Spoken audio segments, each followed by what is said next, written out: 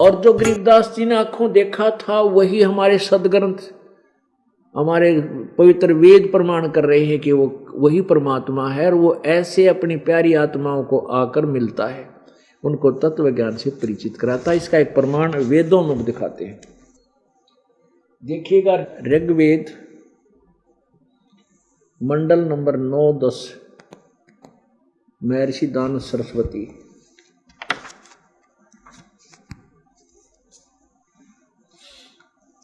ये है प्रकाशक हैं सार्वदेशिक कार्य प्रतिनिधि सभा, महर्षि दान भवन, रामलीला मैदान, नई दिल्ली। ऋग्वेद भाषा भाष्य महर्षि दान सरस्वती कृत। ये कहाँ से छपा है? मुद्रक है prince of test printers, 1510, Pataudi house, Daryaganj, New Delhi.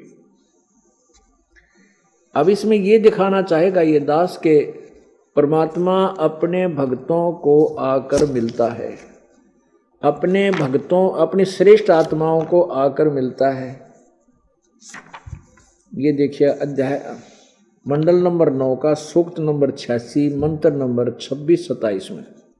ये देखिए पवित्र वेद, ये है ऋग्वेद मंडल नंबर 9 सूक्त नंबर 86 और मंत्र नंबर 26।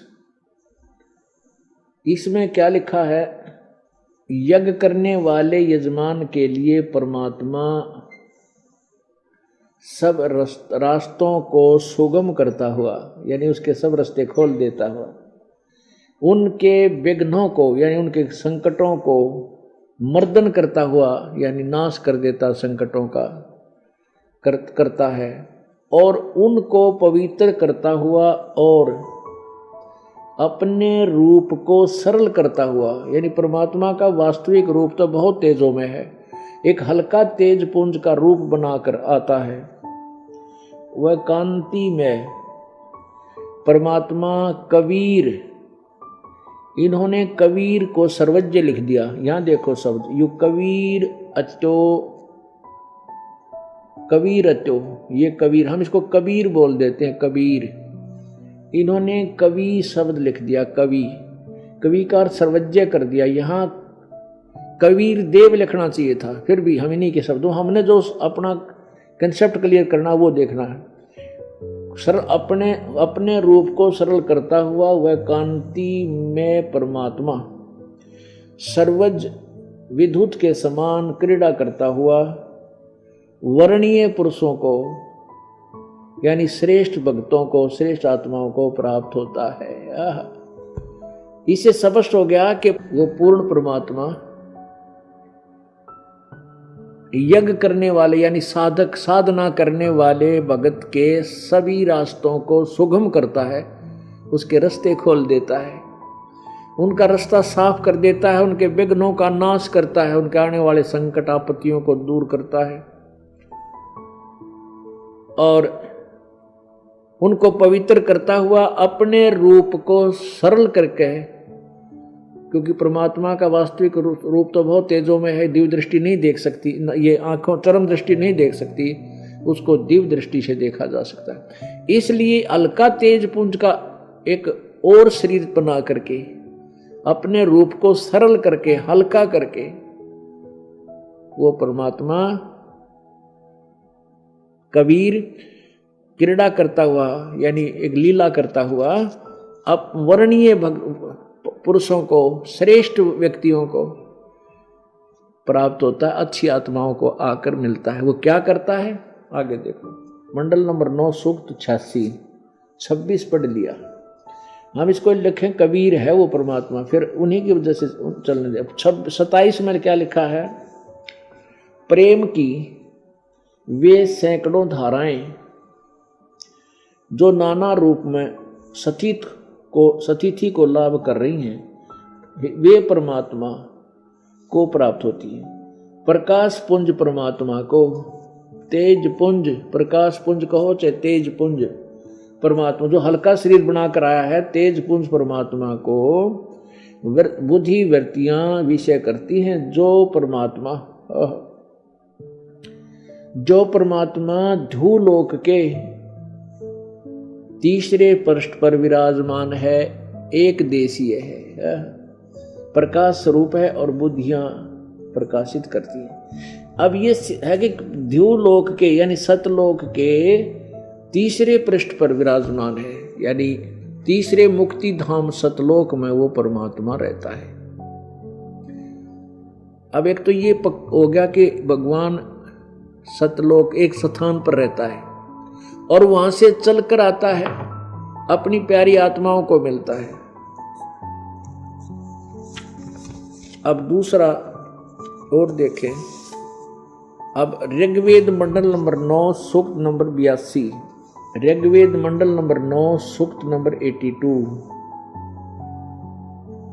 और इसका प्रथम मंत्र में स्पष्ट किया है, परमात्मा साकार है, मनुष्य की तरह है। जो सर्वोत्पादक प्रभु यानी सबका उत्पन्न करने वाला प्रभु प्रकाश रूप यानी तेज पूर्ण शरीर युक्त है, सद्गुणों की वृष्टि करने वाला, पापों के हरण करने वाला, वह राजा के समान, राजा के समान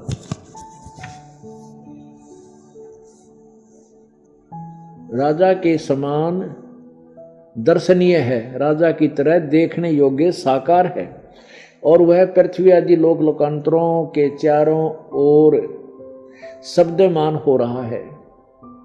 वह वर्णीय पुरुषों को, श्रेष्ठ भक्तों को, अच्छी आत्माओं को, जो दृढ़ भक्त हैं एवं दृढ़ भक्त हैं, उसको पवित्र करता हुआ प्राप्त होता है। उनको आकर मिलता है वो परमात्मा, और दृढ़ भक्तों को, अच्छी आत्माओं को मिलता है, आवाज करता हुआ, चलता गरजता हुआ आता है। जिस प्रकार विद्युत स्नेह वाले स्थानों को